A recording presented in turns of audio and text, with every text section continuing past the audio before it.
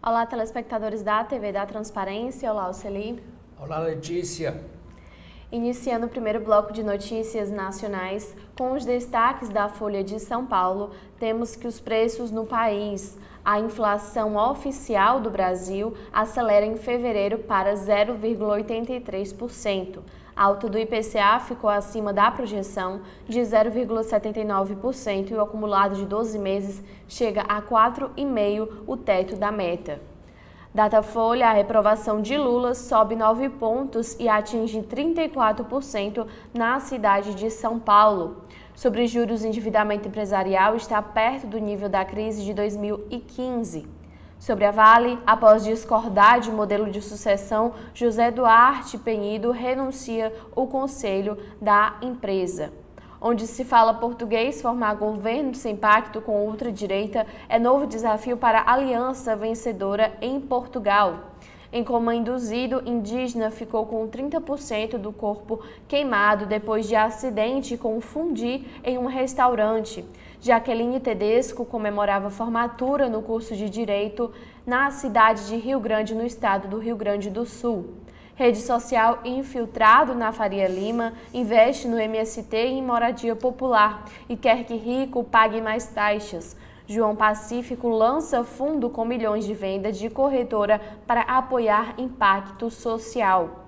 Caribe, Ariel Henry renuncia ao cargo de primeiro-ministro do Haiti em meio à crise de segurança. Governo Lula, o chefe da ABIN no governo do presidente atual, é mencionado como investigado em inquérito da Polícia Federal. E a coluna de Mônica Bergamo fala sobre internações devido à dengue ou à Covid-19 no estado de São Paulo. Crescem em 71% dos hospitais privados. A vacina da gripe para todas as cidades já está disponível a partir de R$ 98,00, afirma a Folha de São Paulo. E quais são os destaques desta manhã de terça-feira do Estadão, Oceli? Nova queda das ações da petroleira. Lula defende ingerência política em investimentos da Petrobras. Depois da queda de mais de 10% na sexta-feira passada, novas declarações do presidente Luiz Inácio Lula da Silva voltaram a derrubar ontem os papéis da Petrobras. Lula criticou a distribuição extraordinária de dividendos da empresa em entrevista ao SBT. Ele disse não ser possível, abre aspas, atender apenas a choradeira do mercado, que chamou de, abre aspas, dinossauro voraz, fecha aspas. O presidente afirmou também que a estatal deve pensar no povo. O que não é correto é a Petrobras, que tinha de distribuir 45 bilhões de reais de dividendos, querer distribuir 80 bilhões de reais. É 40 bilhões a mais que poderiam ter sido colocados para investimento, fazer mais pesquisa, mais navio, mais sonda, disse Lula. Abre aspas ainda. Tivemos uma conversa séria com a direção da Petrobras. As ações fecharam ontem em queda de 1,92% ON e 1,30% PN. Relações externas. Em oposição a Lula, Tarcísio recebe convite e decide visitar Israel. Além do governador de São Paulo, outros chefes de executivos estaduais, como Romeu Zema, de Minas Gerais, e Cláudio Castro, do Rio de Janeiro, foram convidados, mas alegaram compromissos e recusaram. Educação. Evasão começa no ensino fundamental e envolve renda e questões familiares. Falta de engajamento com a escola e baixa autonomia intelectual também foram apontadas na pesquisa. Portugal, ultradireita, exige lugar em coalizão de governo após sucesso nas urnas. Partidos mais votados rejeitam negociar com radicais do partido Chega, o que pode inviabilizar um novo governo. Partido Comunista Brasileiro, maior espião da história dos serviços militares, morre secretamente. Severino de Mello, o pacato, sobrevivente da intentona comunista, foi cooptado por oficiais. Ele tinha 105 anos. Pacote promete 21,2 bilhões de reais para o Porto de Santos até 2028. De acordo com o anúncio feito pelo governo, 12,6 bilhões de reais serão verbas públicas e parcerias público-privadas, as PPPs. Os restantes 8,68 bilhões virão de investimentos privados. Na lista de obras previstas, o destaque é o túnel Santos-Guarujá. Letícia. Agora, com os destaques das manchetes do jornal O Globo, temos a coluna de Bela Megali falando que o ex-comandante da Aeronáutica diz que Torres embasava juridicamente Bolsonaro sobre golpe. Informações dadas por Batista Júnior foram abordadas pela Polícia Federal em novo interrogatório de Mauro Cid. Cid, que nega ter participado de reunião entre Bolsonaro e Forças Armadas sobre o plano golpista. O ex-ajudante de ordens do ex-presidente foi ouvido pela PF pela 4ª vez. Até Olheiros, como Bolsonaro e Valdemar Costa Neto, proibidos de manter contato, evitam esbarrões no Partido Liberal, no PL. Crise dos dividendos porque a Petrobras continua a perder valor de mercado na Bolsa. Datafolha, São Paulo, também fala sobre a reprovação de Lula, que sobe 9 pontos no estado. A gestão é vista como péssima por 34% dos paulistanos. Tem que matar pai e mãe. PM suspeitos de chacina em Pernambuco comemoram mortes em áudios. Mineira tatuada bíblica. Quem é a brasileira presa nos Estados Unidos por abusos infantis exibidos online? Ligação com Marielle Franco. Quadrilha de Rony Lessa e Suel é alvo de operação. Entenda o caso. Também temos em Minas Gerais que 3 homens são presos por suspeita de sequestro de criança de 11 anos. A Época fala sobre Kate Middleton, que reconhece a edição e pede desculpas por confusão sobre foto manipulada. Capital, mais um hotel da Orla do Rio, vai virar projeto residencial. Total de investimentos 26 milhões de reais. Família de esquiadores tentou construir caverna na neve, mas morreu congelada em montanha da Suíça, diz polícia. Sobre política, em depoimento de mais de 8 horas, Cid reforça que não participou da reunião entre o ex-presidente e comandantes das Forças Armadas. E, por último, Uber alega racismo e bane marido de deputada bolsonarista da plataforma. Agora, quais são as atualizações do Jornal Cearense O Povo, Celi? No Jornal O Povo, os destaques são: investimentos. Em média, mulheres aplicam quase 10% a mais que os homens. Fornecimento de água será suspenso em 74 bairros de Fortaleza e do município de Caucaia, aqui vizinho. Após Fortaleza Esporte Clube. Após rompimento com Fortaleza, organizadas, as torcidas, anunciam acordo de paz. Política. Terreno do Palácio da Abolição foi da família Gracie, do juiz Jitson. Facção criminosa ameaça comerciantes no bairro Vila Velha após morte de suspeito. De inteligência artificial a drone. Tecnologias para pequenos negócios são tema de curso gratuito.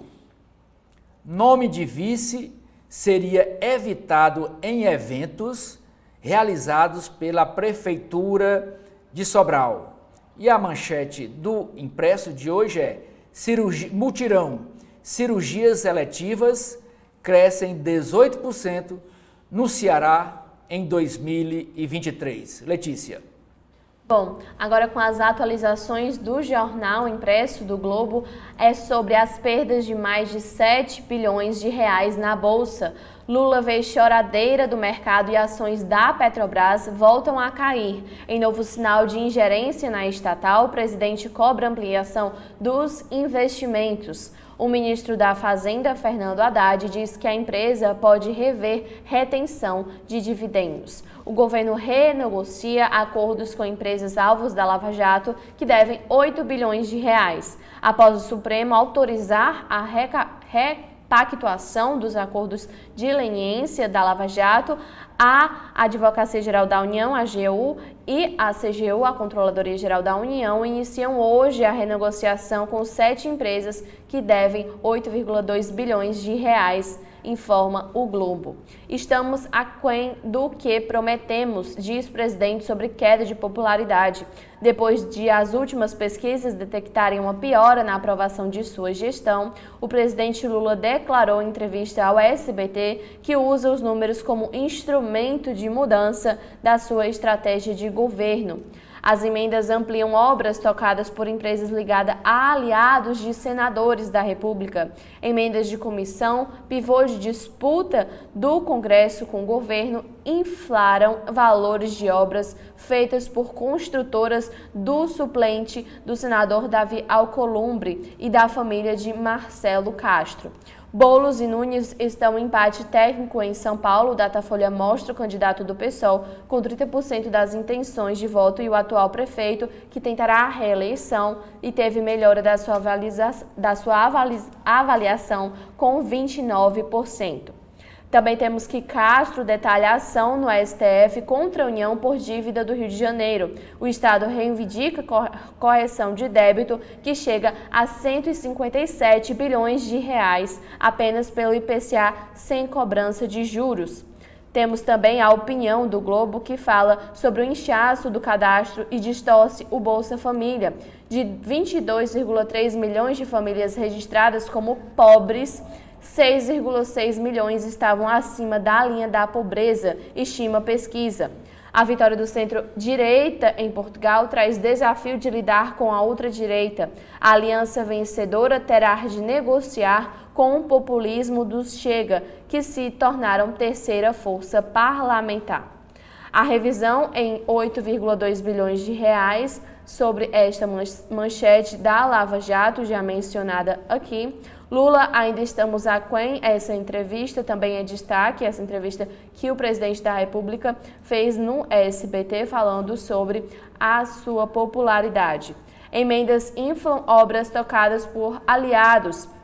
O foco de uma queda de braço entre governo e Congresso, as emendas de comissão foram usadas para aumentar valores destinados a obras ligadas por empresas aos 2 senadores. Por meio de aditivos assinados nos últimos meses, 2 construtoras, uma do suplente de Davi e outra da família de Marcelo Castro, que receberam cerca de 70 milhões de reais, que tiveram como origem recursos indicados por parlamentares. Procurados, os senadores não se manifestaram sobre esta movimentação.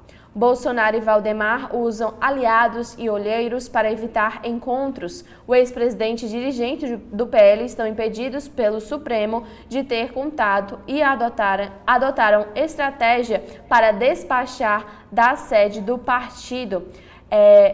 Valdemar da Costa Neto tem recorrido a táticas para evitar os esbarrões com Bolsonaro. Em paralelo, os dois usam os aliados como intermediários nas decisões do partido que miram as eleições municipais deste ano e para as orientações à bancada bolsonarista do Congresso Nacional. Para não gerar implicações na justiça, os caciques do partido passaram a avisar aos assessores quando entram e saem dos seus gabinetes, e os corredores do andar onde trabalham passaram a ter olheiros que alertam para a movimentação dos dois. E por último, temos que Justiça dá prazo para Rosângela Moro explicar troca de registro.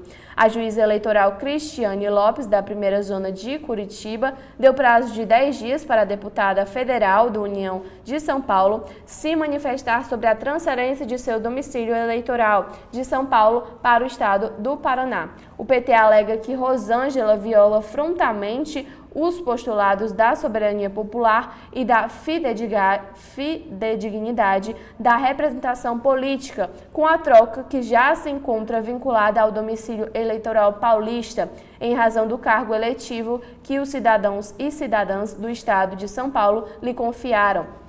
Ela solicitou essa transferência no último dia 26 de fevereiro.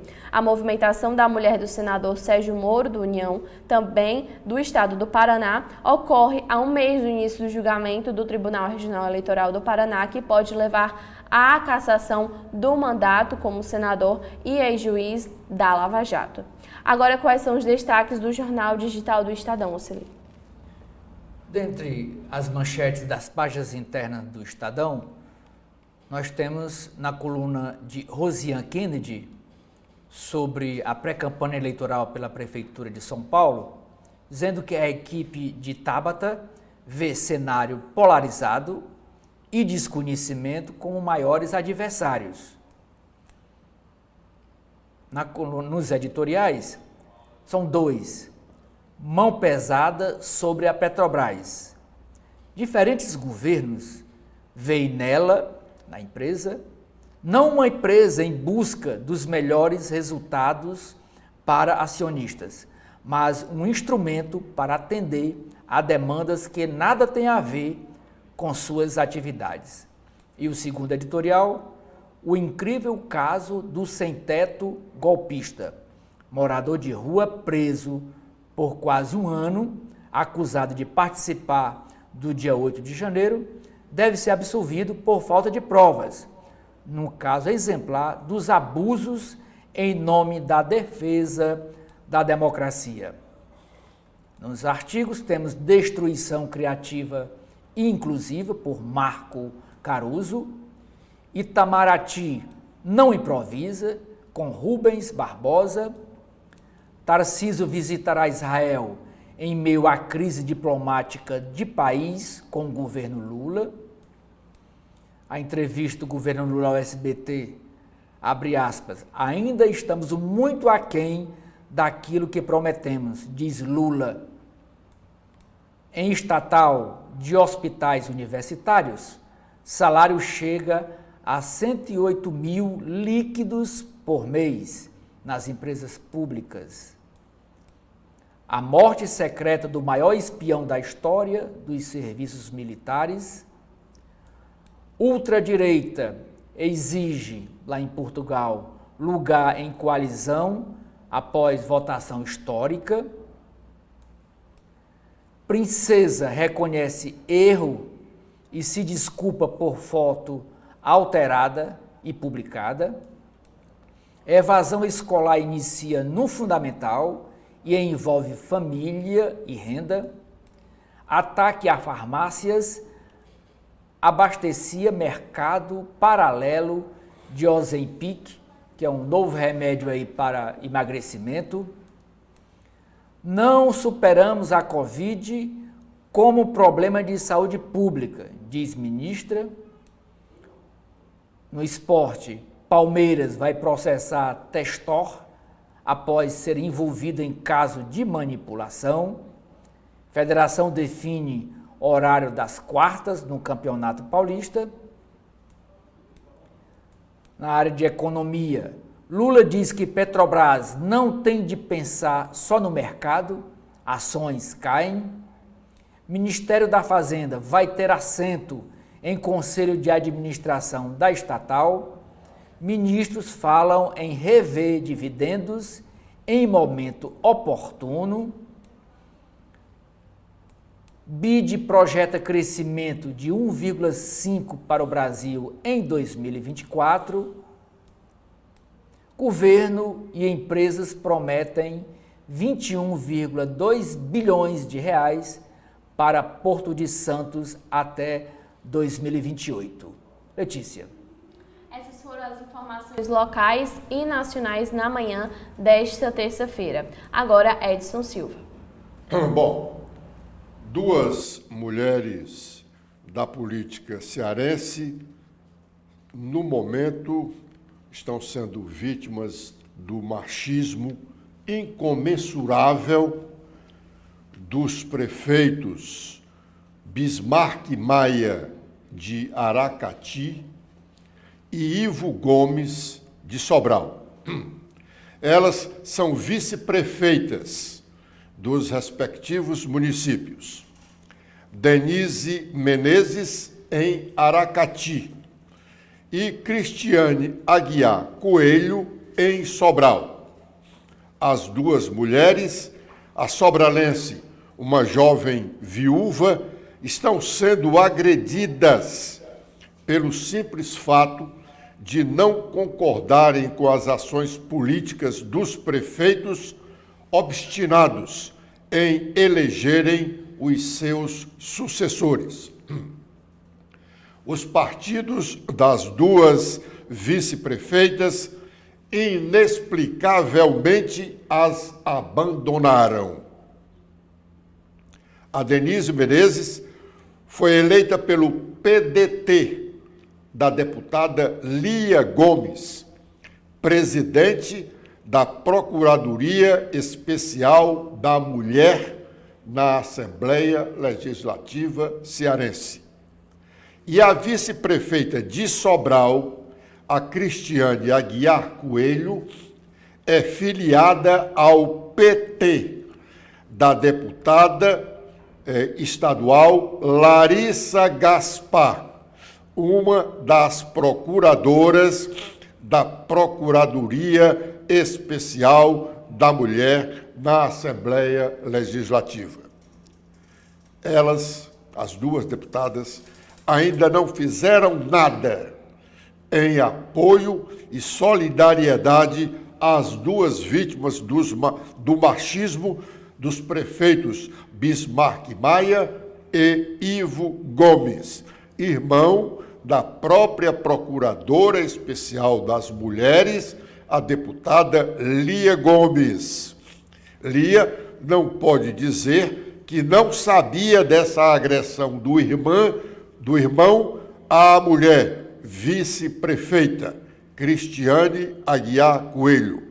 Aliás, esses dois prefeitos, falsamente, já se apresentaram como defensores das causas femininas, mentindo para a sociedade. É o momento de, quando as mulheres do PT se escondem para defender a vice-prefeita de Sobral, a Luiziane Lins assumir a defesa dessa sua correligionária. As duas foram praticamente expulsas do cargo de vice-prefeito, como se os prefeitos tivessem autoridades para tal. Elas foram eleitas e os mandatos delas como vice-prefeitas só serão encerrados no dia 31 de dezembro deste ano. É bom que a sociedade saiba disso, para quando ouvir discurso, por exemplo, da deputada estadual Larissa Gaspar, reclamando direitos para as mulheres, que ela não defende as mulheres, nem mesmo do seu partido, porque a vice-prefeita de Sobral é do PT, filiada há alguns anos. Por sinal, foi candidata a deputada federal nas eleições passadas. E a deputada Lia Gomes, como procuradora especial das mulheres, não defende também a sua correligionária, vice-prefeita de Aracati, e não inibe o seu irmão Ivo de agredir a mulher vice-prefeita.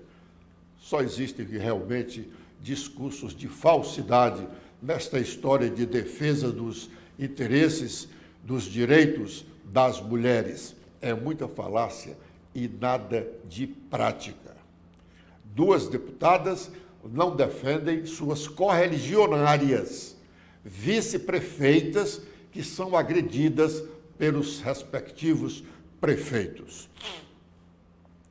O ex-deputado federal Heitor Freire, aquele que foi candidato a prefeito de Fortaleza, e o ex-deputado estadual Heitor Ferrer, também candidato a prefeito, queria que ele mudasse de nome. Heitor Ferrer queria que Heitor Freire não fosse chamado, não fosse identificado na cédula eleitoral como Heitor Freire, alegando que isso confundia o eleitor e ele, Heitor Ferrer, como estava há mais tempo na política, seria prejudicado. Pois bem, o Heitor Freire hoje é diretor da Sudene. E ontem ele foi à CPI da Coelce ou da Enel, na Assembleia Legislativa Cearense, representando a Sudene, falar dos benefícios fiscais que a Enel recebe do governo federal para prestar esse serviço de má qualidade que ela presta aos cearenses. E mais, a Enel, ex-Coelce ou Coelce, não está satisfeita com os benefícios fiscais que já teve até agora. Vai terminar agora, em março, o benefício que ela tinha há 10 anos, que lhe rendeu bom dinheiro ao não pagar o imposto de renda. Termina agora em março. E ela já fez um pedido para a renovação desse benefício por mais 10 anos, passando a ideia de que vai continuar sendo a distribuidora de energia elétrica do estado do Ceará, porque a concessão vai acabar daqui a 2 ou 3 anos. Ela já conta como certo que continuará, tanto que pediu a extensão desse benefício fiscal, que já lhe rendeu aproximadamente 800 milhões de reais. Ela quer continuar com essa boquinha. Vamos ouvir parte do que disse Heitor Freire ontem na CPI da Assembleia. E desse plano nós temos alguns instrumentos atrativos para, de fato, trazermos esse desenvolvimento para a ponta. Parte desses desenvolvimentos vem dos nossos fundos, que nós temos o FNE, que é um fundo constitucional operacionalizado pelo Banco do Nordeste. Nós também temos o nosso FDNE, que é um Fundo de Desenvolvimento do Nordeste, crédito disponível para indústria, fábricas, ou seja, empresários que vêm se instalar em nossa região. E além dos nossos fundos, nós temos os incentivos fiscais. São 2 os incentivos fiscais. Vossa Excelência já devem ter visto, muitas andando aqui pela BR, muitas placas Sudene, aqui tem incentivo. Então, nós temos 2 tipos de incentivos. O primeiro é de 75%, e o segundo, dos 25% que sobram, retira-se 30% desse valor para a empresa poder reinvestir na própria empresa. Esse número seria 7,5%, em palavras mais simples. Ou seja, se uma empresa tem R$1 milhão para pagar de imposto, então ela chega na data para pagar R$1 milhão, ela abate 75%, ou seja, 750 mil. Dos 250 mil que sobram, ela tira 30% desse valor, que seria 75 mil, e ela pode reinvestir na empresa. Esse benefício é chamado de reinvestimento. Então, são 2, a redução de 75% e o reinvestimento dos 30%, que no total soma-se 82,5%. Esses incentivos, eles são importantíssimos para o Nordeste se desenvolver. Está sendo preciso, nos últimos 10 anos, a Enel ela deixou de pagar de impostos por conta desses benefícios, 800 milhões de reais, 916.416 reais e 80 centavos. Ou seja, quase 801 milhões de reais em renúncia fiscal. Isso não é um dinheiro que foi creditado da Sudene para ela, foi um dinheiro que não foi pago em impostos. Então, como eu fiz aquela primeira análise dos dois incentivos que nós temos, somam-se 82,5%, 7,5% de reinvestimento, 75% de dedução.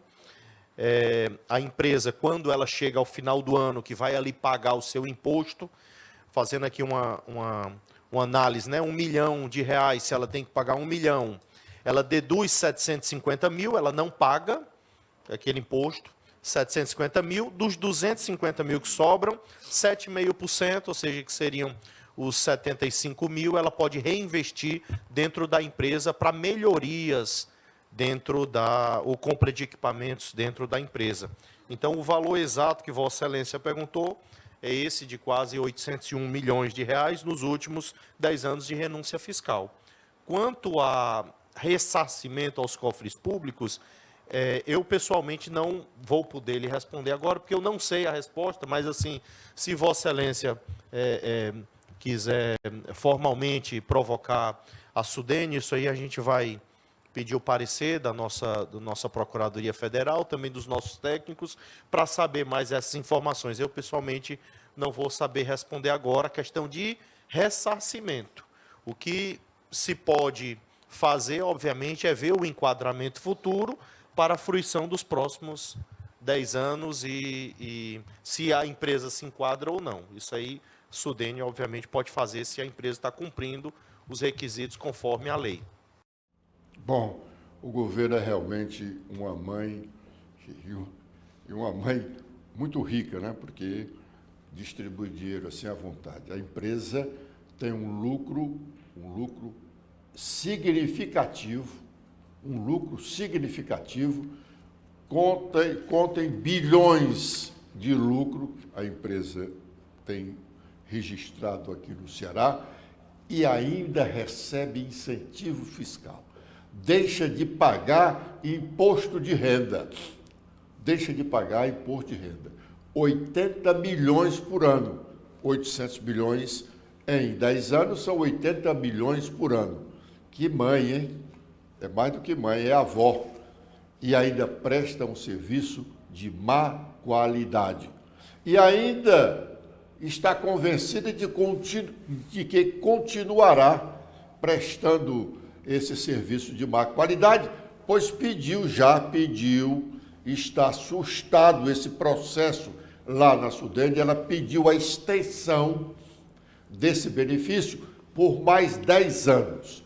Disse o ex-deputado federal Heitor Freire, o diretor da Sudene, que acabamos de ouvir, disse lá num determinado momento que esse novo processo, esse processo de extensão por mais 10 anos desse benefício, ele sustou em razão dos trabalhos da Comissão Parlamentar de Inquérito e recomendou um novo estudo pelos técnicos da Sudene sobre a concessão ou a continuidade desse benefício. Já foi destacado aqui, quando lemos as manchetes dos jornais, sobretudo os paulistas, que da coluna política do jornal O Estado de São Paulo, tem a primeira nota tratando da polarização da campanha eleitoral para a eleição de prefeito da cidade de São Paulo. Polarização. E eu repito esse tema porque nós dissemos aqui há alguns dias que se o ex-presidente Jair Bolsonaro vier umas 5 vezes a Fortaleza fazer comícios para o seu candidato a prefeito da capital cearense, o resultado da eleição ficará bem distante do que estão sendo prognosticados atualmente. Jair Bolsonaro pode levar o seu candidato a prefeito de Fortaleza ao segundo turno das eleições. Pois bem, o que diz a nota da coluna política, que abre a coluna política do jornal O Estado de São Paulo de hoje? A equipe de pré-campanha de Tabata Amaral, PSB, à Prefeitura de São Paulo, fez uma análise detalhada da pesquisa Datafolha, divulgada ontem, 11, e chegou à seguinte conclusão: ela tem 2 adversários maiores que Ricardo Nunes e Guilherme Boulos. Ricardo Nunes, MDB, e Boulos, PSOL. A leitura política entre estrategistas da campanha de Tabata é de que, no momento, seu desafio maior é vencer a polarização e o desconhecimento. A pré-candidata aparece com 8% das intenções de voto. A avaliação interna é de que polarização e a agressividade de um contra o outro pode cansar o eleitorado e favorecer Tabata. Também comemoram por ela ter baixa rejeição, uma vantagem em relação a Nunes, o atual prefeito, e a Boulos. Nunes tem o apoio de Bolsonaro. Boulos, embora seja do PSOL, é o candidato do presidente Lula. As eleições municipais em vários municípios brasileiros, principalmente em algumas capitais, elas serão polarizadas. Tem um candidato do Lula e tem um candidato de Bolsonaro. A polarização tira o norte da avaliação que se tem hoje. Não se sabe até que ponto essa polarização vai eliminar os outros candidatos na disputa. Isso só o tempo dirá. Só outubro nos revelará. Bom, nós dissemos agora há pouco tempo, mas não hoje, que o Vladimir Catani, o primeiro amigo de Luiz Jânio, que é secretário que cuida da política do governo Eumano de Freitas, já não mais estava na relação, na primeira linha de candidatos a prefeito do município de Caucaia. Isso porque Luiziane não havia aceito o acordo que haviam lhe proposto de conseguirem eleger uma pessoa sua no município de Caucaia, e a promessa de que ela seria a candidata do PT, a candidata do Eumano, do Camilo e de outros petistas ao Senado da República em 2026.